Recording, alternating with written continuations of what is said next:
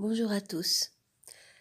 Le message d'Ataël d'aujourd'hui nous éclaire sur le sens des épreuves.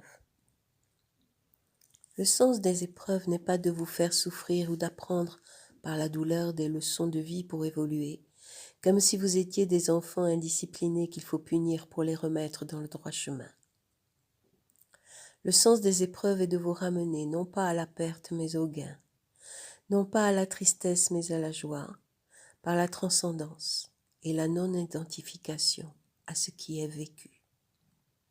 Il y a dans l'épreuve quelque chose qui est touché, éveillé au fond de vous, et qui naturellement s'exprime pour vous pousser à révéler votre force, votre lumière, votre capacité à traverser l'épreuve, à grandir. Encore que ce terme ne soit pas tout à fait approprié, insinuant une notion de jugement. La seule chose qui vous retient de le vivre consciemment, c'est votre mental, qui lui panique complètement et alimenté par l'ego, a peur de perdre ce à quoi il est accoutumé, ce à quoi il tient et qui est illusoire.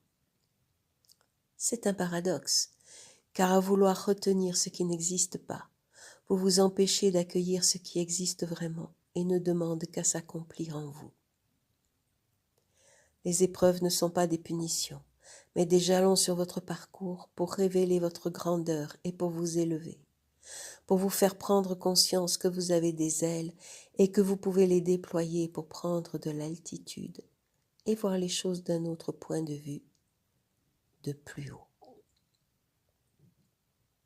Cela fait que l'épreuve en elle-même n'a plus du tout le même impact, car elle vous permet d'irradier votre propre lumière.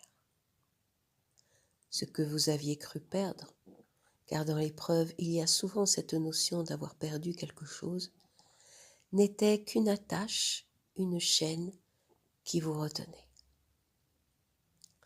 En la laissant se détacher de vous, l'épreuve vous fait gagner de la fluidité, de la liberté, de l'espace et vous rapproche de votre vérité. Elle est le miroir qui vous fait regarder au-delà des apparences et voir qui vous êtes vraiment. Alors décidez dès lors de vous regarder, de vous aimer, de rayonner, et peut-être que l'épreuve s'estompera, n'ayant plus de raison d'être. Et même si elle persiste, les notions de souffrance, d'injustice et d'incompréhension qui l'accompagnent souvent diminueront, jusqu'à vous amener dans un état de paix intérieure et d'accomplissement. C'est ce que vous appelez la résilience. Si vous avez aimé cette vidéo, mettez un like, abonnez-vous, partagez, commentez et à bientôt pour une prochaine vidéo.